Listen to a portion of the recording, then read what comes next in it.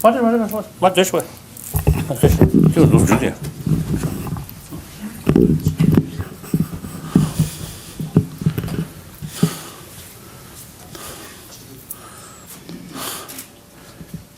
Dear Buddhist brothers, sisters, and not only that, but also I think 1,000 years we have a very close connection, mainly because of geography and also because of the culture and Buddhism.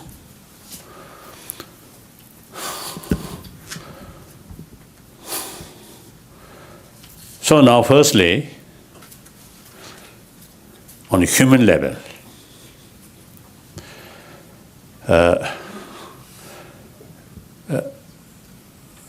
it is quite natural way. We human beings are bound to face different problems, and including sort of natural or say the problems such as illness and old age and death.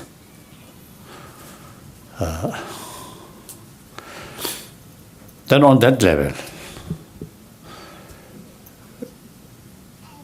when we face these difficulties, I think best way to face this problem, this suffering, not by wealth, but by mental spirituality.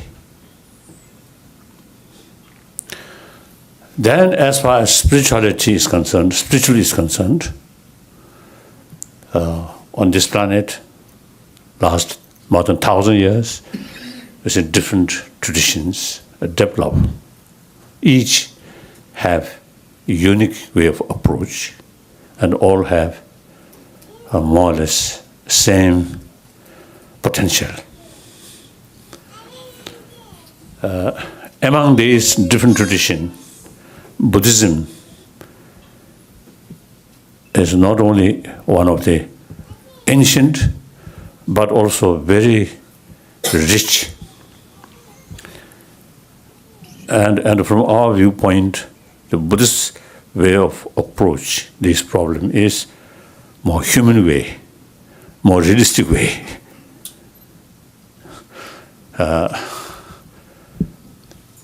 So that's why now today, even among scientists, is showing interest and eagerness to learn or to find out some method regarding mental problem, or yes, mainly I think mental problem from Buddhist tradition, particularly Tibetan Buddhist tradition. That is Sanskrit tradition and also pure lineage of Nalanda tradition. So you are, as a human being, fortunately, through centuries, we are follower of Buddhism. Now second level, now modern time, each country, each community, now,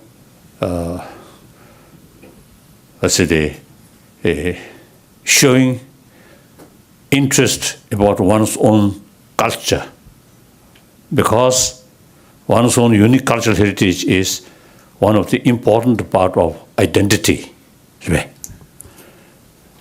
So therefore, now people from Himalayan range, Buddhism is one of the part of our identity. Of course, in the Himalayan range, the Himalayan sort of area, range, including Tibetan, there are also, you see, people who follow Christianity and Islam and Hindu. Then these, of course, entirely free to choose one's own faith. But then looks is not complete Tibetan or complete sort of with the local sort of what's the identity. So I know my Ladakhi friend, a Christian, so they dress Ladakhi and speak Ladakhi language, but then singing the Christian hymns, right? So sometimes, and of course, I appreciate, I admire, their sort of practice, but the Ladakhi community, as a Buddhist community, so sometimes it's a little bit complicated. Yeah, like Mongolian, also Kalmykia, traditionally we are Buddhist. Then sometimes with new faith, you have to use mainly English language. Of course, those people who turned Christianity, they also have better opportunity to learn English. But basically, it is better to keep one's own tradition. It's much safer. I often telling one story. In 6 days, one Tibetan family, the husband passed away, and the mother with young children remain, and very difficult situation. Then some Christian missionary come to help her and provide education, her children, and also some help to her financially. So then one day she came to see me in I think mid-60, and she told me about these stories, her sad stories, and she told me now for this life, now she is follower of Jesus Christ. So she's in this life Christian, but next life Buddhist. So this is the indication of confusion. So I think neither true follower of Jesus Christ or Buddhist or Buddha, half, something is difficult. So it is because our whole cultural heritage is very much influenced with Buddhism. So as a member of that community, it is logically more fit to preserve one's own Buddhist tradition. Like here, America, or in Europe, and Australia, I always telling them, it is better to keep your own tradition, Judeo-Christian tradition. It's much safer. If you try to become Buddhist, then again, there's danger half like that. So better is to keep one's own tradition. So traditionally we are Buddhist. So on that respect, I think really worthwhile to keep one's own tradition as a part of your own identity. Clear? Then thirdly, now Tibetan Buddhist tradition, whether you call Bodhiya tradition or Bodhiya language, whatever you call, they basically is a Tibetan. So now the situation of Tibet, a very, very crucial period. A very, very critical sort of period. So therefore, if from, I think, because of the worst scenario, if you look from worst scenario, then if present situation, present Chinese policy continue another 20, 30, 40 years. Of course, 50 years, more than 60 years now passed. Somehow, we preserved. Now, next 50 years, if the Chinese Communist really carry forceful sort of policy, and Tibetan become insignificant minority in our own land, like Inner Mongolia. The Mongolian native population around 3 to 4 millions, whereas Chinese population now nearly 20 millions. So the Mongolian in their own land now become insignificant minority. So this tendency very possible. Come to Tibet, in Tibet also. In that case, Tibetan unique cultural heritage then difficult to survive. And moreover, in the eyes of communist hardliners' eye, the Tibetan unique cultural heritage and spiritual, in their eye, is the source of threat of separation, Tibet from China. So about 15 years ago, one party secretary, his name Teng Guiyan, he actually mentioned at one party meeting the ultimate source of threat, Tibet being separate from mainland China, is Tibetan Buddhist faith. So they deliberately carry some certain policy to eliminate, Tibetan Buddhist cultural heritage or Tibetan Buddhist spirituality. So then, from the viewpoint of 6 billion human beings, Buddhism of Nalanda tradition is one of the treasure of 6 billion human beings. So now, when Tibet really, disappear with its unique cultural heritage, including Buddhist faith, then who will take care about this treasure of East, treasure of India? There's a Nalanda tradition of Buddhism. Now, it is your responsibility now. So we, Tibetan refugee community, about 150,000, very small. So the people from whole northern India, Himalayan range, I think over around maybe 2 millions, sharing the same tradition as I already mentioned.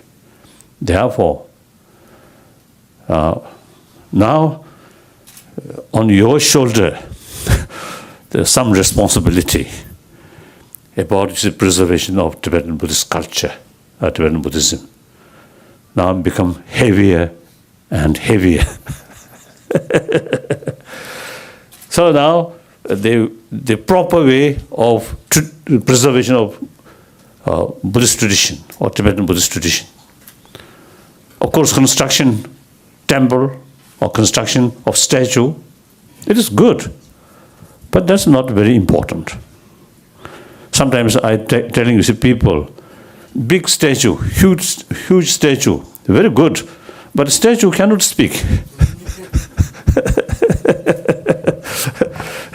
So the living Buddhist tradition must, develop within human being. Just a statue cannot carry, these sort of living tradition. Therefore, now knowledge is the crucial. Kejo yingni handa thuru kware. Kejo yingni gi kejo yingni ga de sonore. Tambe tamju namni de lungdo tokbe dani to. Denzi cheba ma cheba zhuba cheba kwanayin se kwane de. Sanje lungdo tambe ni budi zinjong pesum chiadi lomni jayata zhuba nyamni chia ti chikbuyin sta For example, the 4th century Indian Buddhist master Vasubandhu said in his Abhidhamma Kosha, A Treasury of Higher Knowledge, where he says that if you look at the teachings of the Buddha, it consists of two aspects. One is the scriptural understanding of the Buddha's teachings, and the other one is the realization based upon that scriptural knowledge. And it is only by studying and upholding the scriptures and implementing that into one's own personal practice and gaining the realizations that it's only by means of these two activities that the Buddha's teaching is upheld. And he uses the word kona only. So now, study Buddha Dharma is the key thing. As the other day I mentioned, generally in the eyes of people, there are one popular sort of concept of Buddhism. That usually we do. Some prayer has a flags. And also, for example, Ladakhi, Kiki, so like that. I think you also, doing some sangsal. And then prayer wheel and rosary and recite Om Ahum Benza Guru Pema Siddhi Hum or Om Mani Peme Hum, like that. So that is popular level practice now. Of practice. That's not sufficient. I think traditionally the society uneducated, illiteracy. According to that reality, now simple way of practice. So eventually become popular sort of way of practice. So the real method is rigorous study. Now for that, not necessarily become monks or nuns. Anybody. Usually I call, now we Buddhist, irrespective of the monk or nun, because of that, lay people, or men, female. Everyone. You see, we must be a Buddhist with fuller knowledge about Buddhism, with modern education. Now, that's the definition of 21st century Buddhist. So therefore, study is very, very important. Now, firstly, with Tibetan community.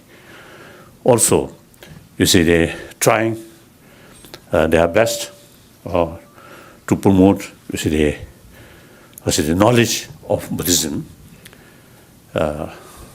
particularly among the younger generation.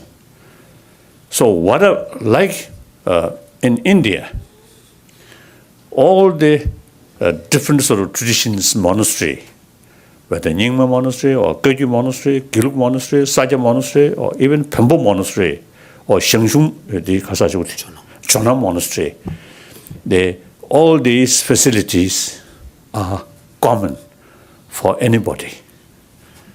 So those in bigger Tibetan monastery, in the refugee community in India, I think at least 5,000-6,000 monk students, as well as some nuns, come from non-Tibetan area,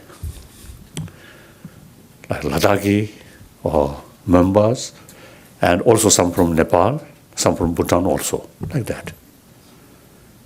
So all our facility, since we are same Buddhist community, so all facility must utilize for everyone. So now, Tibetan school in India. Also, I discussed with Indian Foreign Ministry. Now, all these available Tibetan residential schools now must utilize for those Buddhist communities' children for their education. So, in principle, Government of India agree. So now here in the United States, now for example, whatever Tibetan facility, of course you mentioned, you said there's some of the Sakadawa on this sort of occasion meeting, that's also good. And offering some sang. and some short prayer. But that's not sufficient. So as you mentioned, you see the study. But the study, way of study, not invite one Lama and on a high throne, and the Lama remain there, and just one sort of teaching. And while Lama give teaching, some of the audience may feel sleep, may fall asleep. That's not right. So remain like class and discuss. That's the way, you see, to promote understanding or educate. So of course, some qualified Lama occasionally used to come and give some blessing. That's okay. But our main effort is not on that way, but educational way.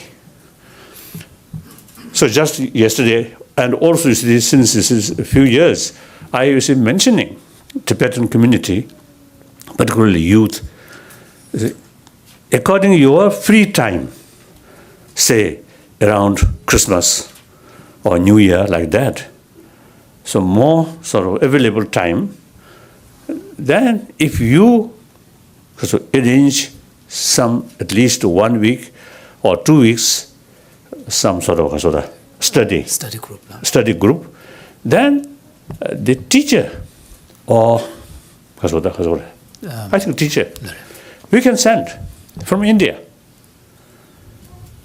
And today's Jimbo also is available. According to his sort of, I mean, he also quite busy, but you see, I think he also, you see, that I mean, there's possibility to find the time. Then also the Tamdul and the Hagdala, and some I know, you see, they sufficient knowledge about Buddhism because they are on years rigorous study.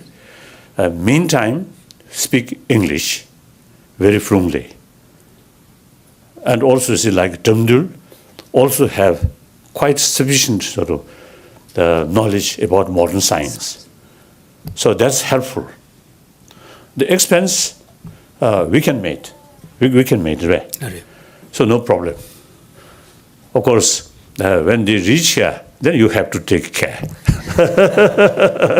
Should not make because of the starvation. So because of expense, langak.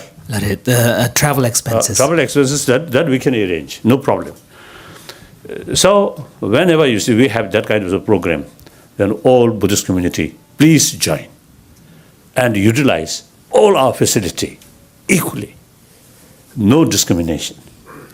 We are same, as I mentioned earlier, same Buddhist brothers, sisters.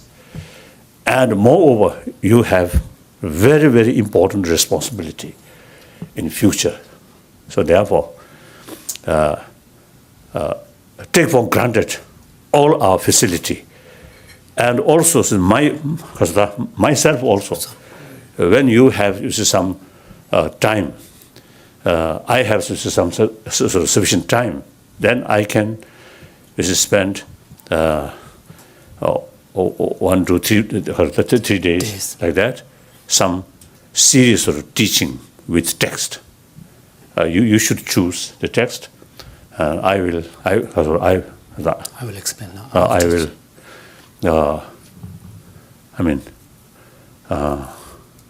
I want to offer you my sort of service.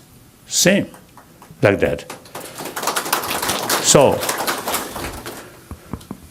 then, I very much sort of impressed. You each community have already some organization, except one. So that's very good. These are matter of community, not individual family. Therefore, organization is very important. And the organization must be democratic principle. The completely sort of freedom to exchange different views. Then, the work can be more effective, like that. So otherwise, this is just an organization, and occasionally come, and one person used to speak, and then the rest of the person, because of that, showing little sort of respect. nothing convincing. Convincing. Right? Convincing that such an organization is meaningless, isn't it? Democratic principle. Come together and speak whatever you want to say. And what you want for further progress. And also, very important, make clear all faults. That's very important. Every level, our work must be very honest, very clear, and transparent. That's very important. And then money matter. Without money, we can't carry this work. So money matter, sometimes it's sticky. So must be very clear, accountable. Very accountable. Yeah. These are very, very important. So that's all. Thank you.